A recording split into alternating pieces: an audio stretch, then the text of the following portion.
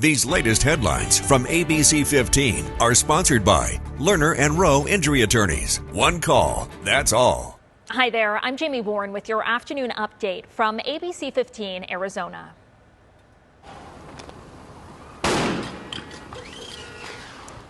Well, this is some pretty shocking video of a fire and explosion in Phoenix. You could watch there as crews battle to put out that truck that was on fire, those flames shooting several feet into the air. This happened near the I-10 and 35th Avenue. Crews were able to quickly put out those flames, and we have reached out to the fire department to see if anyone was hurt. The Phoenix Zoo is back open today to the public after being forced to close for the past 3 days because of all of the damage that they sustained from Monday's storm. There are still a few downed trees and some dust, but you can still see all of the animals. They're doing okay. The biggest tree, though, that went down was the Zoo Lights tree. I was out there this morning as crews were ready to lift it back up with a crane. Now, Zoo Lights doesn't start until November, but crews actually start decorating for it in the summer. And zoo officials tell me that they're hoping that this doesn't cause any delays. We have a dedicated Zoo Lights team out here and a lot of hard workers to make sure the magic of the holidays stays alive. Now, the Mexican wolf habitat pathway is also still blocked off, but all other trails are back open, and the animals, they're pretty excited to see guests once again.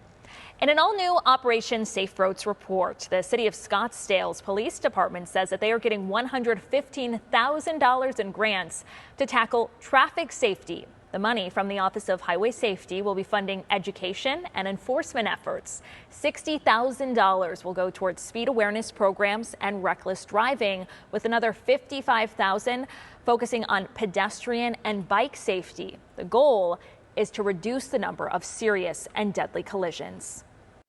If you're having a problem with your garage door, most of us would call a repairman to have it fixed ASAP. But in our haste to get someone out soon, you could end up the victim of a garage door ripoff.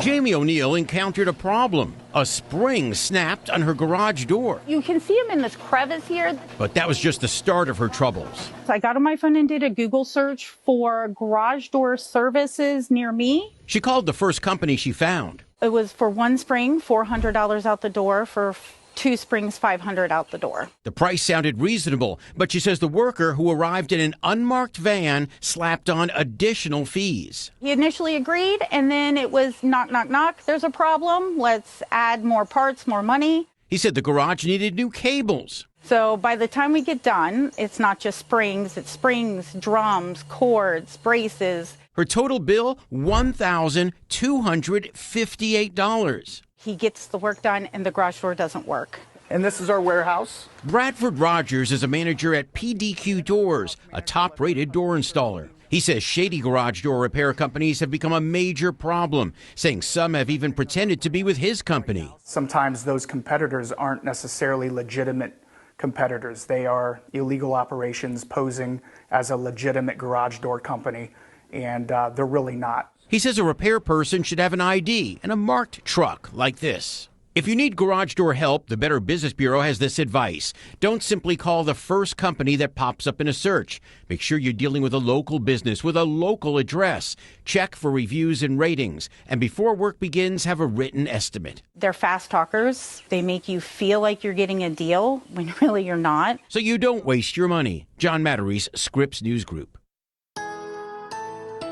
With your most accurate forecast on this Friday, I'm meteorologist Jorge Torres. Starting off cool this morning in the valley with temperatures in the 60s through 8 a.m., climbing to the mid-70s by midday with abundant sunshine and highs in the lower 80s this afternoon. Several degrees, in fact 7 degrees below normal for this time of year. Northern Arizona highs staying in the 50s for areas like Flagstaff, Heber, and the south rim of the Grand Canyon. 60s in Winter Rock and Cholo with 70s and 80s across the lower deserts. And for the next 3 days, temperatures get even warmer here in the valley. We go from 82 today to 85 tomorrow and close to 90 degrees to wrap up the weekend. Your 7-day forecast showing temperatures back in the lower 90s briefly Monday and Tuesday with lows in the mid-60s with slight rain chances by Wednesday.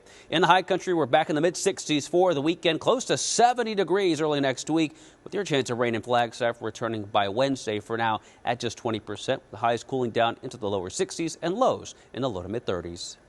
We'll have another update tonight. Until then, you can always get the very latest news, weather, and traffic at abc15.com or by downloading that free ABC15 mobile app.